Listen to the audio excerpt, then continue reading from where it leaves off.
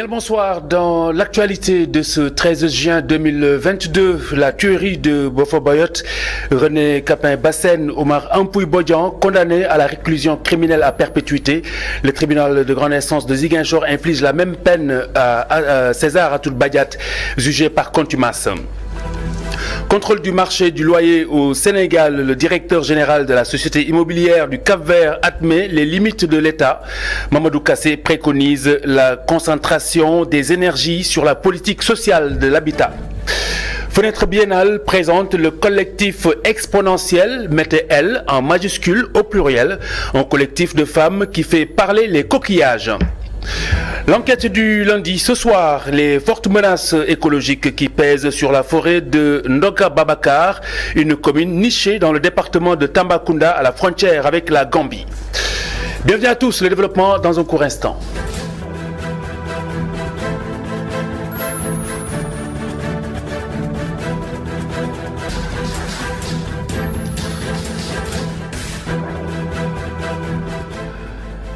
Le dénouement judiciaire de l'affaire de la tuerie de Boffa-Bayotte, réclusion criminelle à perpétuité pour René Bassène, Omar Ampouy-Bodian et César Atoute-Badiate. Ce dernier a été jugé par contumace.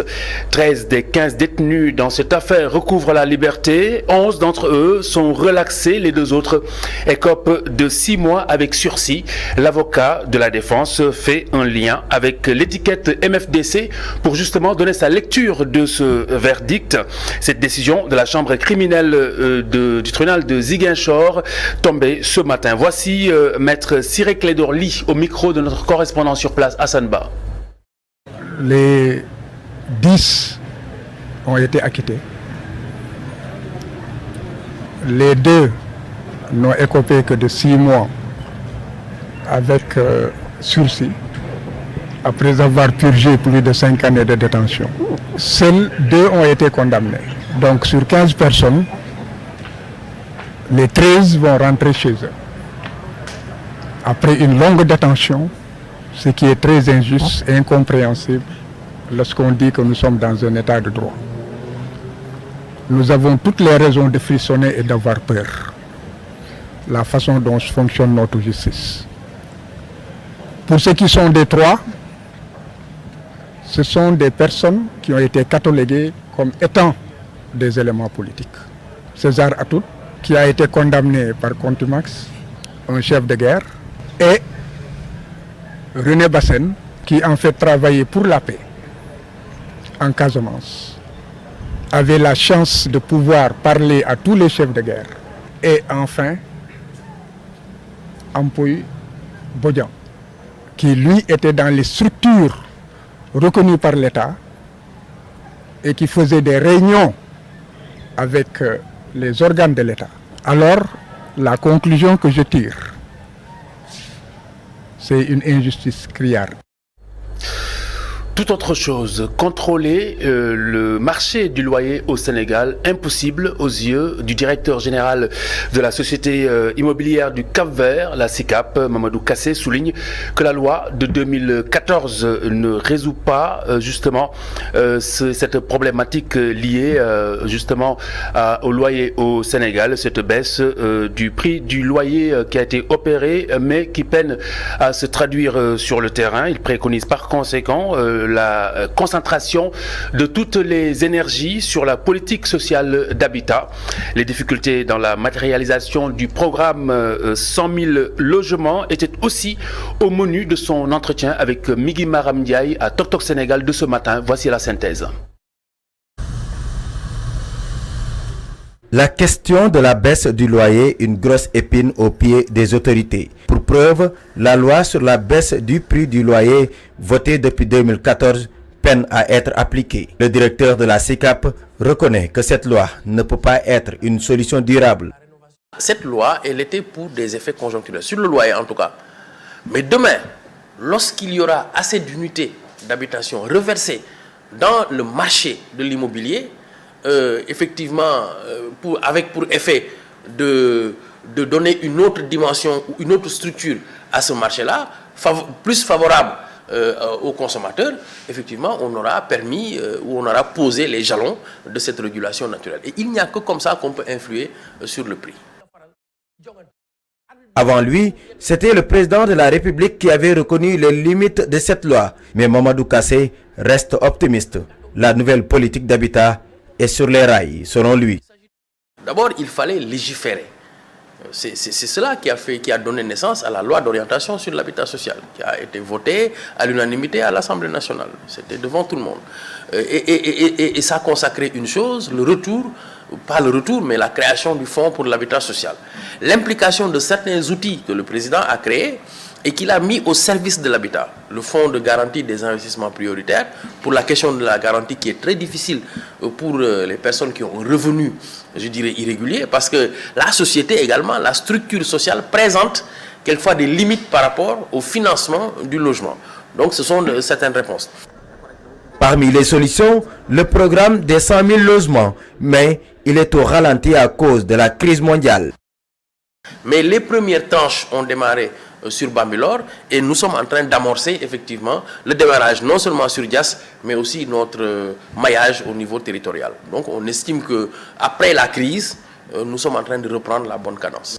En attendant la fin de la crise et la matérialisation du programme, les conflits liés à la location s'intensifient au Sénégal entre locataires et bailleurs.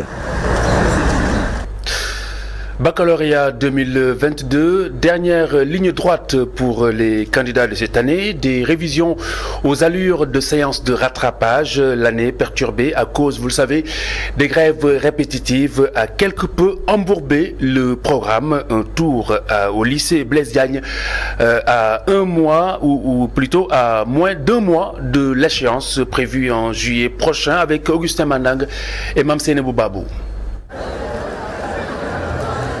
Les examens du baccalauréat approchent à grands pas. Les apprenants sont dans les dernières révisions. Cet élève est venu assister ses camarades qui passent le brevet. Les leçons et exercices s'accumulent en ce moment pour lui. Il est partagé entre les révisions et la pression familiale. On essaie de s'accrocher. Chaque jour, on essaie de revoir quelques leçons. Surtout, bien vrai qu'on n'a pas encore fini quelques programmes, comme surtout le SVT et le philo, mais on essaie, et la philosophie, mais on essaie quand même de gérer. On ne fait que des exercices et on revoit aussi quelques points comme les débuts, comme ça les leçons du début, pour ne rien oublier. Reinatou a l'air confiante. À moins d'un mois du bac, elle passe tout son temps à réviser, surtout les matières pour lesquelles le programme n'a pas été bouclé. Pour le moment, ça va. Il y a un peu tout juste le panique, le stress, l'excitation. Mais pour le moment, le moral, ça va. Mais de plus en plus, on ressent le stress aussi. Voilà. Actuellement, avec les révisions, c'est un peu perturbé vu qu'on avait fait des grèves. Ça a posé un peu d'impact, mais avec les révisions, on peut dire que ça va. Parce que chaque jour, on tente de percer le niveau. Parce qu'on a un objectif de réussir le baccalauréat. Cette candidate a sa méthode avec ses camarades de classe pour des révisions efficaces. Des fois, on révise seul. Des fois, il y a des travaux de groupe. On essaie de s'expliquer, de s'entraider. Comme ça, quand on est fort dans une matière, on essaie d'expliquer les autres. On va prendre note. Voilà, on essaie aussi de discuter. C'est pas facile aussi parce que chacun doit apporter ce qu'il pense, voilà, ses convictions et tout. Et si on n'est pas d'accord, on essaie de débattre là-dessus.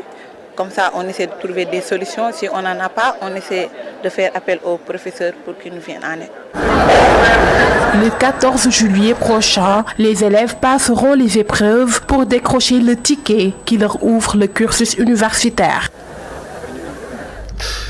Rufisque, les établissements privés lancent un fonds de solidarité pour faire face à l'abandon scolaire. Les plus démunis sont essentiellement ciblés par ce projet. Une prise en charge sanitaire est également envisagée avec le soutien des collectivités locales. Un sujet de Babacar Seck. Pour lutter contre les inégalités sociales au sein de l'école, certains établissements privés de la ville de Rufisque ont lancé un fonds de solidarité pour permettre aux plus démunis de pouvoir étudier. Pouvoir contribuer davantage, n'est-ce pas, sur l'escolarisation des élèves, mais aussi prendre en charge l'aspect aussi sur le plan de la santé, sur le plan aussi de sur le plan social, parce que vous le savez, souvent l'élève qui est la centralité de l'établissement est confronté à d'énormes problèmes. Souvent, on veut que l'élève soit performant et que les moyens ne suivent pas. Que ce soit au niveau de l'école, au niveau de la maison, faire en sorte que l'élève soit à l'aise pour pouvoir véritablement être performant au niveau de l'école. Nous visons les personnes démunies. Donc je pense qu'il n'y a pas une autre condition. Toute personne qui n'est pas en mesure de se prendre en charge sur le plan social, sur le plan santé. Les collectivités territoriales seront mises à contribution dans le cadre de leur politique sociale pour participer à ce fonds. Et nous avons même écrit l'ensemble des collectivités locales.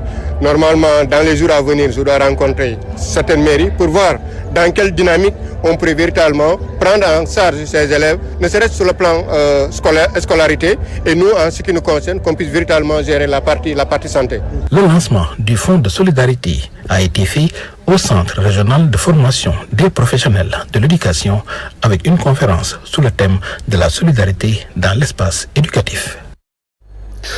Nous parlons de nos armées avec l'école de la marine qui fixe le cap sur les défis de l'heure. Le chef de l'État a coupé le ruban de l'établissement ce matin pour le président Macky Sall qui a rappelé sa ferme volonté, dit-il, de renforcer la marine pour assurer davantage la souveraineté de nos eaux. Pape Mafal Fall et Mamadou Sy étaient sur place. C'est une école composée de 19 bâtiments construite sur une superficie de 1,6 hectares. L'école de la Marine nationale ambitionne de former ses apprenants dans plusieurs domaines. L'établissement entend s'ouvrir à la sous-région. Il s'agit des domaines ponts et opérations, énergie propulsion, protection défense et commissariat. Elle assure entre autres la formation des autres personnels des armées, la formation des personnels des pays amis et partenaires. L'école de la Marine nationale visera à assurer un partenariat avec les autres instituts de formation professionnelle.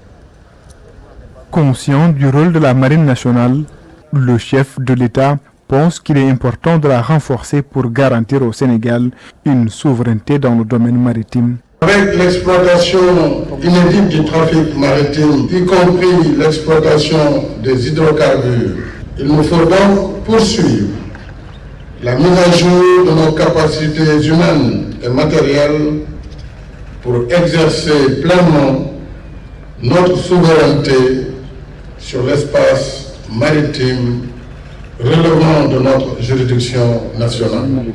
Les enjeux sont nombreux. La mise en place de cette école vient en son heure. Le président de la République rappelle que le Sénégal est exposé à certains risques comme l'immigration clandestine, le trafic d'armes, entre autres. Je pense à la pêche illicite, aux réseaux d'immigration clandestine, au trafic de drogue, d'armes et j'en passe. Voilà pourquoi j'ai tenu à la montée en puissance de notre marine nationale. C'est le sens des importants efforts budgétaires que nous avons consentis. Au-delà de la création de l'école de la Marine nationale, le chef de l'État annonce la livraison en 2023 d'un navire dénommé le Walou. Celui-ci sera suivi de 2 autres dans des séquences de 6 mois. Le curseur est mis sur le renforcement des moyens de la marine pour faire face aux défis actuels. Décharge de Mbeubeuss, lancement imminent du projet de réhabilitation pour moderniser les lieux. Plusieurs innovations sont attendues, annonce du directeur général de Promogep. C'était à l'occasion d'une visite de terrain ce matin. Ibrahim Diagne avec notre correspondant dans la banlieue, Boudal Ndiaye. Un an après, nous avons voulu quand même repasser sur le parcours pour voir quand même quelles sont les avancées et qu'est-ce qui a été fait pendant cette année. Et aujourd'hui, c'est l'occasion pour nous de se féliciter quand même du fort engagement de l'ensemble des parties prenantes. Un an après, nous avons fini toutes les études techniques, environnementales et sociales. En cela, nous avons démarré les travaux, vous l'avez constaté, pour l'aménagement de la piste d'accès à la décharge, mais aussi des plateformes à l'intérieur de la décharge. Donc en appui à l'UCG, nous avons quand même renforcé quand même en dotation en gravat, en terrassement, pour quand même permettre quand même d'avoir des plateformes de mise en décharge. Vous avez vu, les pavés sont en train d'être livrés pour paver l'entrée de la décharge. Donc en plus du jardin qui a été déjà aménagé là-bas. Nous avons aujourd'hui aménagé un bureau d'information et de gestion des plaintes. Nous avons déjà livré les toilettes mobiles. C'est plus de 2000 personnes qui fonctionnent. Nous avons déjà aussi commandé des barrières pour fermer tous les axes secondaires. Question d'améliorer la sécurité au niveau de la décharge. Nous avons déjà commandé aussi 95 lampadaires solaires. Nous avons commandé un dispositif de vidéosurveillance qui va permettre quand même aussi bien vidéosurveillance fixe que mobile pour permettre quand même de garantir la surveillance du site. Pour améliorer quand même les conditions de travail, nous avons déjà commandé des équipements de protection individuelle. Plus de 4000 tenues qui vont être... Le bélier est dans l'air du temps, les Silènes, Sambène et les Cissé en salivent déjà. À quelques encablures de la fête de Tabaski, l'Aïd el-Kébir 2022, la bête retrouve les feux de la rampe. Le bélier, un vieil ami de Mam Ibra Diagne, le Kaolakois, qui entretient un lien particulier avec l'animal depuis un peu plus de 22 ans. Ndeye Mariam Gueye et Moussa Fall étaient à la Fiara aujourd'hui. Regardez cette belle rencontre. Vêtu d'un jean et un t-shirt blanc, sandales aux pieds, Mam Ibra Diagne est au centre de son enclos. Entouré de ses bêtes qu'il chouchoute comme ses enfants, cet éleveur par circonstance est devenu au fil du temps un amoureux des animaux domestiques. Commerçant de profession, Mam Ibra Diagne est dans le milieu de l'élevage depuis 2000. Commerçant là. Je suis un commerçant, mais je suis aussi un amoureux de l'élevage. C'est pourquoi je me suis lancé et j'ai débuté avec des moutons ordinaires.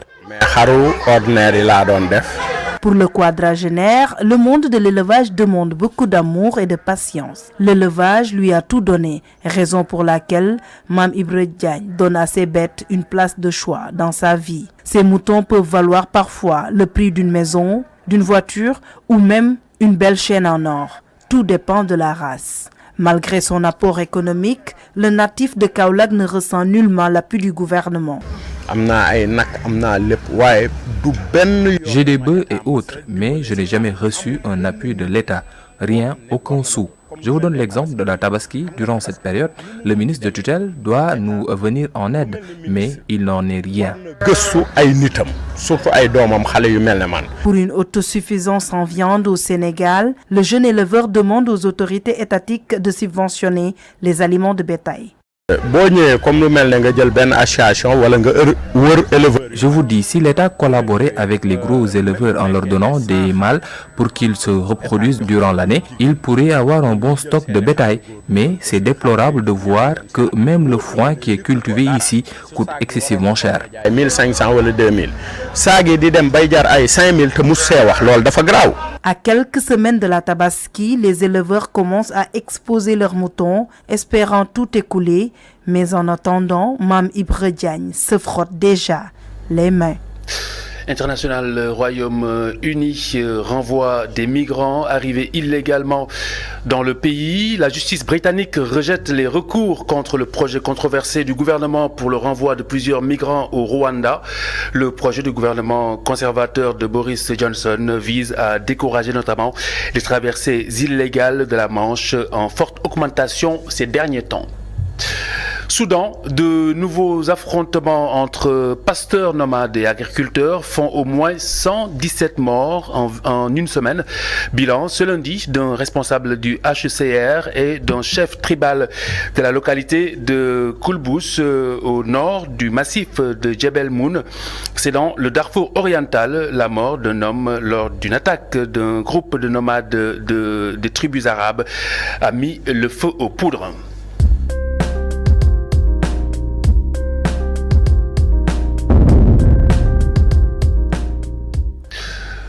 Forêt de Noga Babakar, une sérieuse menace écologique pèse sur cette zone dans le département de Tambacounda. Les habitants de la commune de 822 mètres carrés se tournent progressivement vers la production de charbon de bois, ce au détriment de l'agriculture. Bien entendu, l'activité fatale à l'écologie favorise naturellement la déforestation dans cette localité frontalière avec la Gambie. Younoussa Gueye nous y mène. Baldé s'adressant à la presse lors de la célébration de la Journée mondiale de l'environnement en 2015. Une alarme corroborée par le rapport de la FAO, publié à la même année, qui estime le nombre d'hectares perdus par le Sénégal à 48 000 chaque année. Pour la forêt de Tambacounda, c'est près de 15 000 hectares de forêt perdus ces 10 dernières années, selon des environnementalistes interrogés hors caméra sur cette problématique.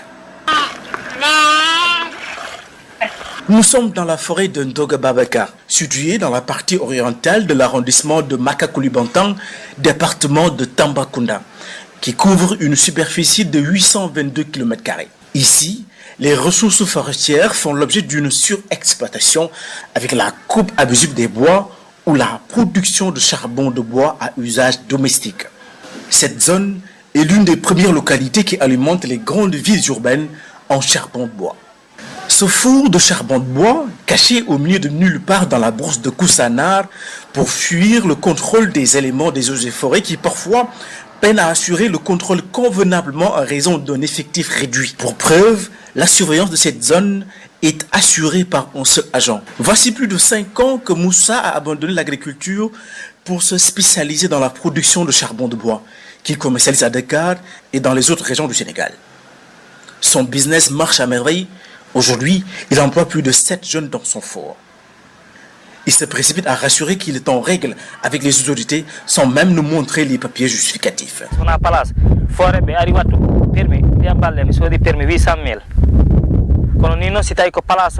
Avant, pour obtenir l'autorisation de couper des arbres, il fallait dépenser 800 000. Mais maintenant, avec juste 250 000, je parviens à payer la mairie et les services d'eaux et forêts. Je peux vous assurer que le secteur est beaucoup plus organisé aujourd'hui.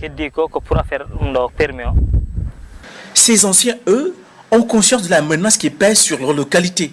S'ils continuent à abattre les arbres, certains ont même commencé à reboiser leurs champs pour augmenter leur rentabilité qui est en chute libre avec les impacts des changements climatiques qu'ils subissent de plein fouet. S'il y a d'autres stratégies pour que nous laissions de couper les arbres, mais nous sommes preneurs. Aujourd'hui, beaucoup de personnes vivent de cette forêt. Personne ne peut empêcher à quelqu'un d'y aller. Nous nous tournons aujourd'hui vers l'État parce que sincèrement, la survie de notre forêt, elle est fortement menacée.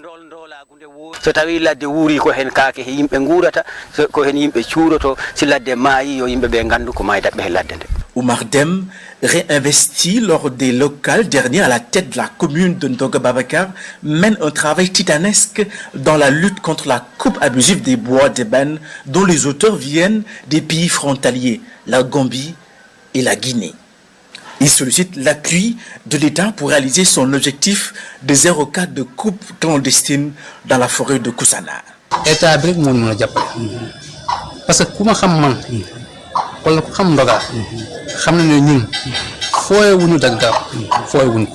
l'État doit vraiment nous aider. La mairie fait sa part dans la lutte contre la coupe abusive de bois.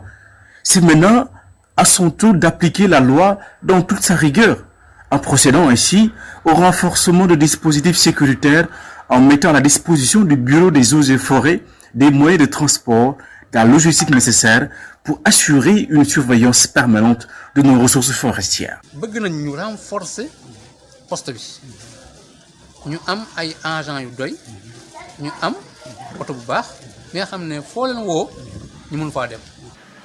Dans sa volonté de lutter contre les agressions des forêts, l'État du Sénégal a apporté de nouvelles révisions sur le code forestier en 2019, en matérialisant le vœu des environnementalistes de criminaliser la coupe abusive du bois. Le trafic illicite de bois est en train de décimer nos forêts, d'appauvrir la biodiversité et de mettre en péril les conditions de vie de nos populations. C'est une catastrophe majeure que nous ne pouvons pas laisser perdurer. De retour à Dakar, nous sommes allés à la rencontre d'un environnementaliste qui travaille sur cette problématique plus d'une dizaine d'années. Il peint un tableau sombre de l'avenir des forêts sénégalaises. Ce qui est alarmant dans cette zone, c'est les charbonniers que nous rencontrons chaque jour dans nos villages d'intervention qui sortent de cette forêt avec des sacs, des piles de sacs sur des camions, sur des charrettes et vont vers cette route nationale pour transporter ce charbon de bois vers Dakar ou bien vers les autres centres urbains de Dakar. Tout en sachant que c'est des sacs où c'est des milliers de troncs d'arbres qui sont assassinés, c'est des millions de troncs d'arbres qui sont coupés, c'est des millions de troncs d'arbres qui sont raflés, défrichés, déchouchés et mis sous terre et où on fabrique le charbon de bois. C'est des coupes clandestins par moment, mais aussi c'est avec la complicité de ceux qui ont des autorisations. Et comment est-ce qu'ils obtiennent cette autorisation? Ça, c'est un point d'interrogation, parce que souvent, ils te sortent des autorisations, on ne sait pas d'où viennent ces autorisations. Pour lui, l'implication de la communauté dans ce combat reste la condition sine qua non pour venir à bout de ce fléau qui prend chaque année des proportions inquiétantes.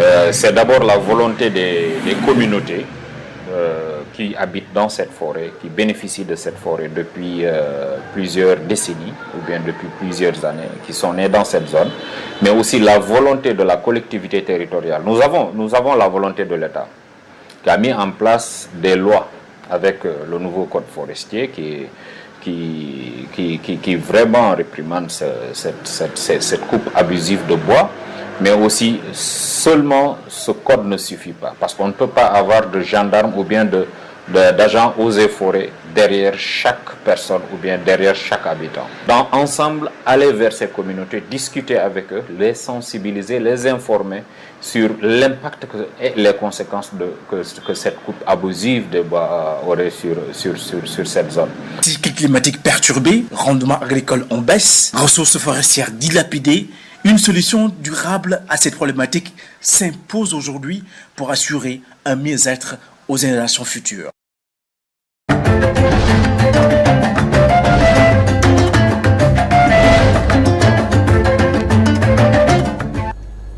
Exponentielle, l'accent sur la terminaison L en majuscule s'il vous plaît, qui renvoie le collectif de femmes qui fait parler les coquillages. Elle donne une nouvelle vie à ce mollusque qui joue une belle partition, notamment en tant que maillon de la chaîne de la vie. Pape Mafalfal et Mamadou Dieng.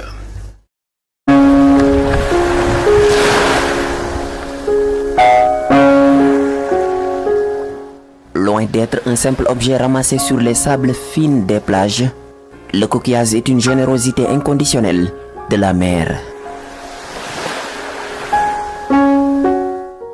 Ce mollusque est utilisé depuis des millénaires sur le plan culinaire, la décoration et même la divination. Disons, le coquillage joue sa participation en tant que maillon de la chaîne de vie. Le coquillage, c'est pas juste ce petit objet qu'on voit au bord de la plage. C'est pas que ça. Un coquillage, c'est tout un écosystème qui est derrière parce qu'il fait partie de la chaîne alimentaire. Et la chaîne alimentaire, qu'on la regarde du point de vue des végétaux ou du point de vue des animaux, elle fait également partie de la chaîne alimentaire humaine. Donc, tout ce qui concerne les coquillages nous concerne de près ou de loin, qu'il s'agisse de leur préservation, qu'il s'agisse de leur utilisation. Plus qu'un simple objet, le coquillage nous replonge dans le temps et dans l'histoire. Un changement de regard s'impose sur cette grâce de la nature.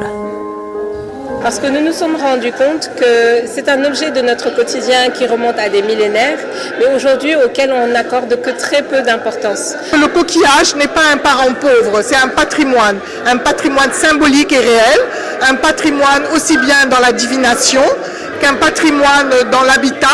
Un patrimoine aujourd'hui parce qu'avec les coquillages on fait du béton et on fait de la chaux, mais aussi un patrimoine dans les traditions ancestrales.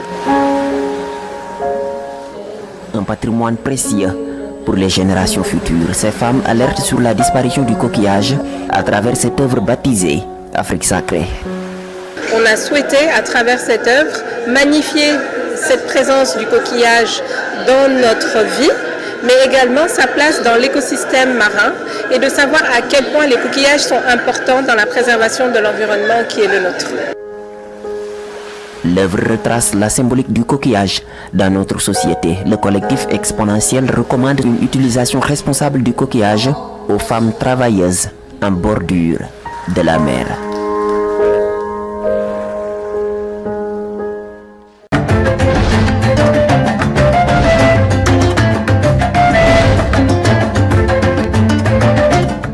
C'est la fin de cette édition. Merci de l'avoir suivi. Dans la soirée sur ITV à 21h15, vous serez en compagnie de Salah Bigué et Amadi pour votre rendez-vous du lundi Arène sénégalaise. Mais bien avant, vous pourrez suivre ce soir sur ITV cet entretien exclusif de Mohamed Bazoum, le président du Niger, qui répond aux questions de Mamoudou Ibra Kane et de confrères de la sous-région. Entretien à suivre sur ITV, à écouter également sur iRadio, à lire demain sur Besbi. Excellente soirée sur ITV. Au revoir.